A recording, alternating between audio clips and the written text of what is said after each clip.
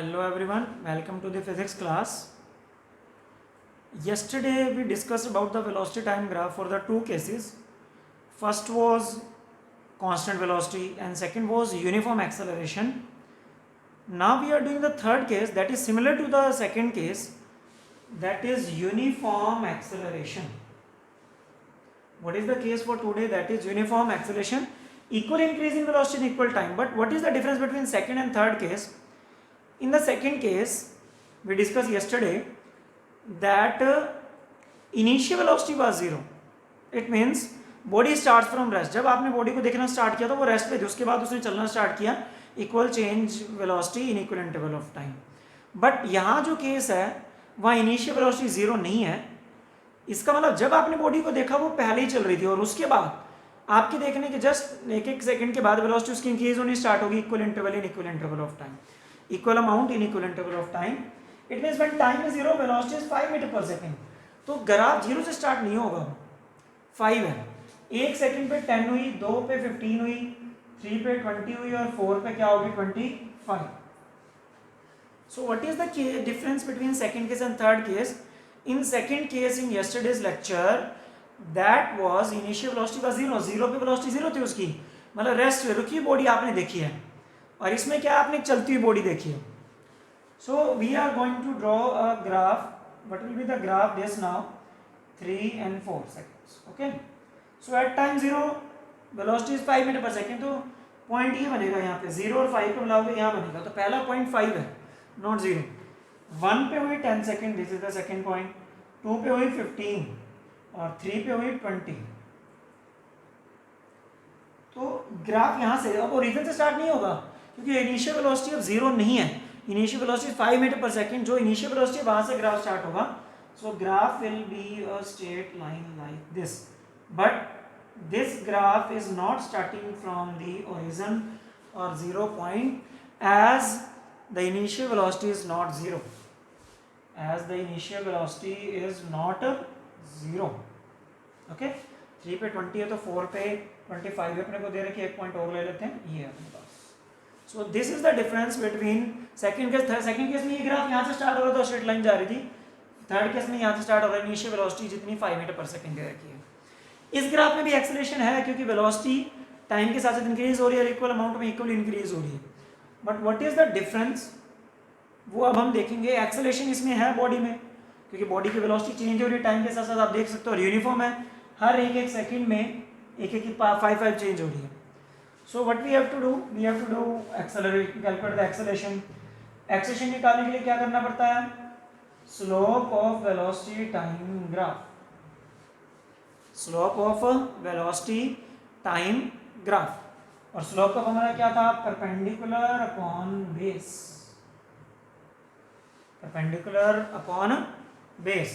So acceleration at 3 seconds. For example. We want to calculate acceleration at 3 seconds. Okay? So acceleration निकालने के लिए अपने को क्या निकालना है? स्लोप. और स्लोप का क्या फॉर्मूला है? Perpendicular by base. अब यहाँ पे जो चीज ध्यान देने के लिए वो देखिए, परपेंडिकुलर और बेस एक राइट एंगल ट्रायंगल में होता है. This is not a right angle triangle. अगर आप ध्यान से देखो, ये ट्रेपेजियम बन गई है. तो आपने राइट एंगल ट्रायंगल इनिशियल जहां से ग्राफ स्टार्ट हो रहा है, यहां से स्टार्ट हो रहा है, यहां से टाइम एक्सिस के पैरेलल एक लाइन ड्रॉ कर दोगे. So this is the triangle now, A B C. ये पूरे ट्रायंगल मत लेना, ये तो ट्रेपेजियम बनी ट्रायंगल थी ही नहीं वो. तो जहां से ग्राफ स्टार्ट हो रहा है टाइम एक्सिस के पैरेलल एक लाइन ड्रॉ करो. So we have a triangle now A B C. तो हमने इतने ग्राफ की स्लोप निकालनी है ना, इतने में एक्सेलरेशन है, तो इतनी की ही ट्रायंगल अपने को चाहिए. So what is perpendicular now? Perpendicular is B C, not ये डी पॉइंट है नीचे. परपेंडिकुलर इज बी सी क्योंकि ये ट्रायंगल है sir.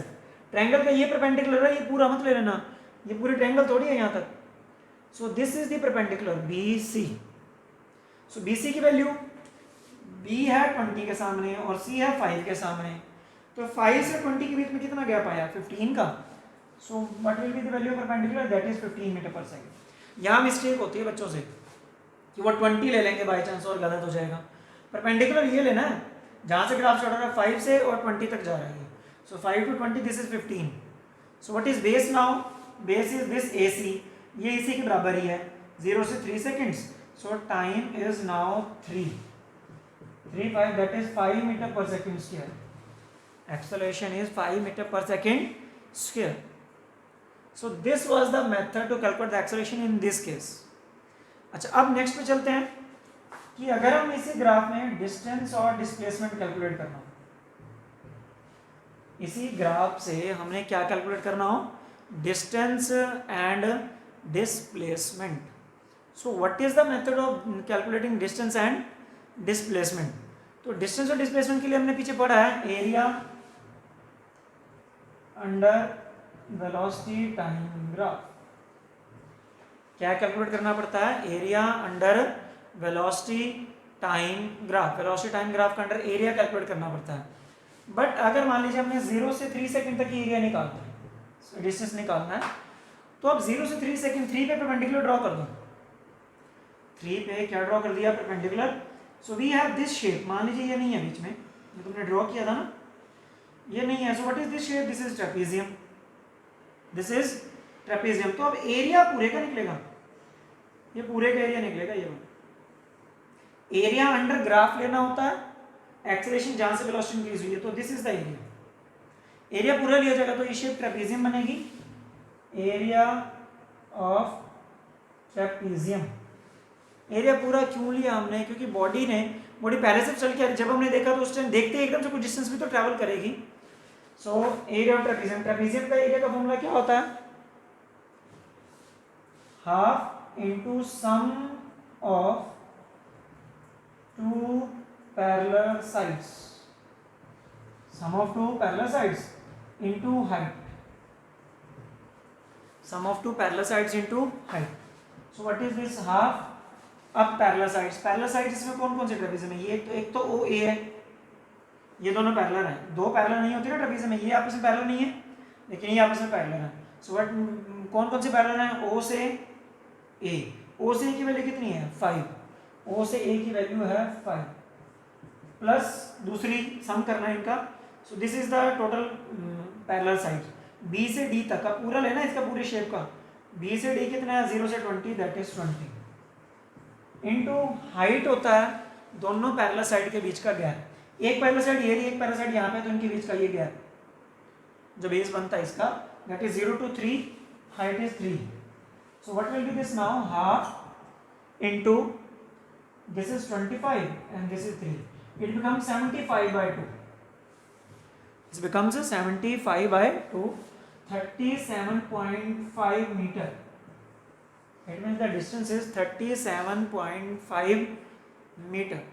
So if we want to calculate the distance and displacement, we have to calculate the area under graph. area complete आएगा, acceleration आपने लेनी है तो सिर्फ ट्रायंगल की स्लोप होती है. स्लोप में परपेंडिकुलर बेस है, परपेंडिकुलर और बेस तो होते हैं एक राइट एंगल ट्रायंगल में ही है. So this is the third case in which there is no initial velocity, 0. Okay. Now we are doing the fourth case. What is this? That is uniform retardation. So first of all we should know the meaning of retardation. Acceleration word आ जाए तो it means increase in velocity. Retardation आ जाए, deceleration आ जाए, negative acceleration आ जाए, that means decrease in velocity. अगर आपने एक bike वाले को देखा, जब आपने देखा तो उसने ब्रेक लगाई धीरे धीरे, तो बाइक की वेलोसिटी क्या होगी, डिक्रीज होगी ना. वो वेलोसिटी डिक्रीज हो रही है, it means that is retarding, not accelerating. That is retarding. Velocity का इंक्रीज होना एक्सेलरेशन, वेलोसिटी का डिक्रीज होना रिटार्डेशन होता है. So equal change in decrease in velocity in equal time. So velocity जब आपने देखा, मान लीजिए तो वेलोसिटी थी उसकी 25 मीटर पर सेकेंड. 1 पे हो गई 20, 2 पे 15, 3 पे 10, 4 पे 5 और 5 पे कितनी होगी, 0. और बॉडी अल्टीमेटली जाकर रुकी, फाइनल वेलोसिटी उसकी 0 होगी. इट में यूनिफॉर्म रिटार्डेशन है और 0 तक जा रही है, वेलोसिटी इंक्रीज नहीं हो रही है. और जब आपने बॉडी को देखा, कुछ चल रही थी, आपकी देखती वेलोसिटी धीरे धीरे डिक्रीज होने लगी बॉडी की, और आपने तब तक देखा जब तक वो बॉडी रुक गई. इक्वल टाइम में इक्वल चेंज इन वेलोसिटी हो रही है, हर एक सेकंड में 5 मीटर सेकंड की वेलोसिटी जो डिक्रीज हो रही है. सो this is called uniform retardation. तो ग्राफ क्या आएगा, टाइम 0 पे वेलोसिटी कितनी है, 25 यहाँ. सो टाइम 1 पे कितनी है, 20, 1 पे आ जाएगी 20, दिस इज द पॉइंट. 2 पे 15, 3 पे 10, 4 पे 5 और गैप ज़्यादा है इनमें, तो what will be this now, we have to do, ये 3 पे, यहाँ हो जाएगा 4 पे और यहाँ हो जाएगा 5 पे, तो ये हमने 5 कर दिया, this is 4 and this is 3।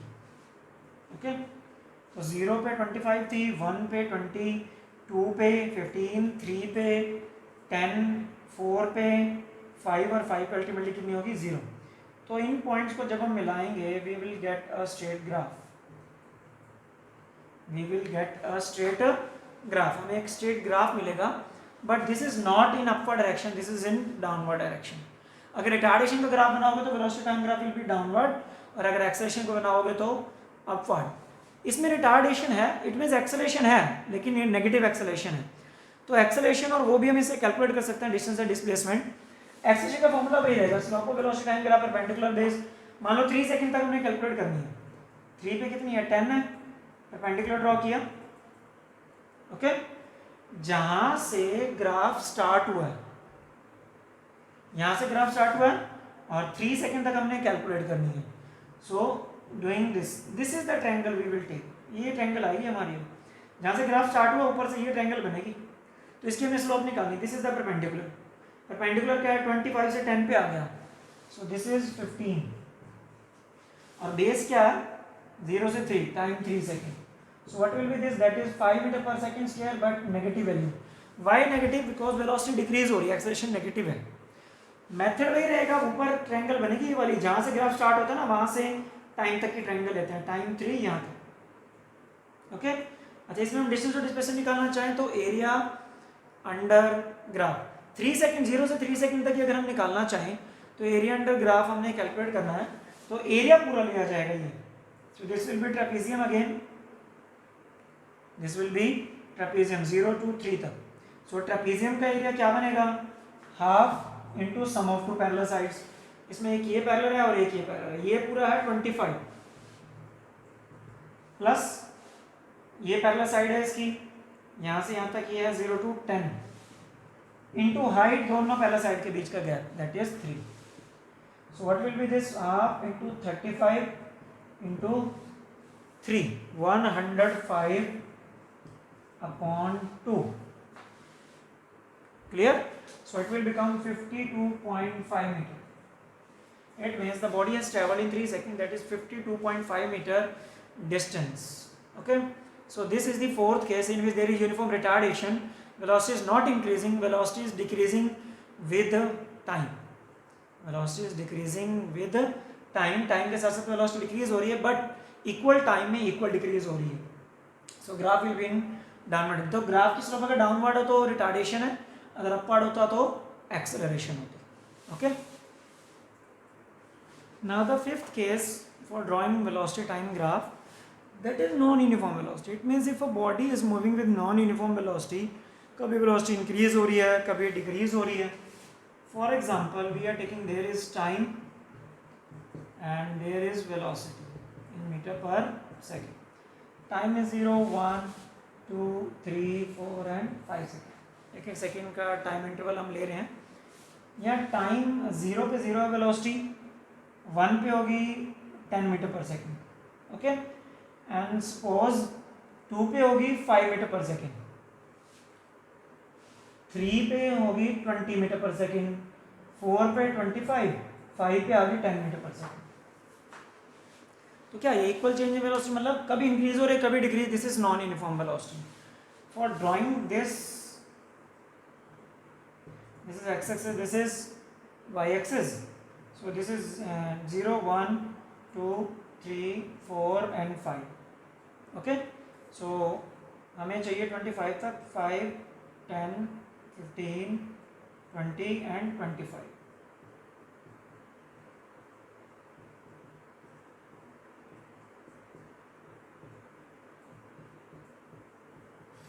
Okay, now we are drawing the points, 0 पे 0, this is the first point, 1 पे 10, 1 पे 10, तो ये मिला दिया पहले इससे पॉइंट के, क्योंकि ग्राफ स्टार्टिंग में यहाँ पे है। नेक्स्ट इज 2 पे 5 आ गई, 2 पे 5, दिस इज द 2 एंड 5, यहाँ गया ग्राफ। 3 पे 20 पे चली गई, 3 पे 20 पे ये बनेगा point this is the graph. 4 पे 25 पे 4 पे 25 पे ये बनेगा, so this will be the graph. और 5 पे 10 आ गई, 5 पे 10 तो यहाँ जाएगा ये, so this will be the overall graph. So this is the graph for non-uniform velocity. If a body is having non-uniform velocity, it means velocity कभी increase हो रही है, कभी decrease हो रही है. So the graph will be look like this. Okay. So this is graph, velocity time graph for non-uniform velocity. और non-uniform velocity के ग्राफ से हमने acceleration और displacement काउंट नहीं करनी. That will be in higher classes. आपके syllabus में सिर्फ यूनिफॉर्म वेलोसिटी के ग्राफ से, मतलब यूनिफॉर्म मोशन के ग्राफ से ही कुछ कैलकुलेशन करने के लिए है, नॉन यूनिफॉर्म वेलोसिटी के ग्राफ से आपको कैलकुलेशन नहीं करनी। Okay, in the next lecture we will do the numericals based on velocity time graph and also distance time graph. Already we have done, so do the practice of graph at home, and if you have any doubt, WhatsApp on my personal WhatsApp wall. So stay home, stay safe, thanks and have a nice day.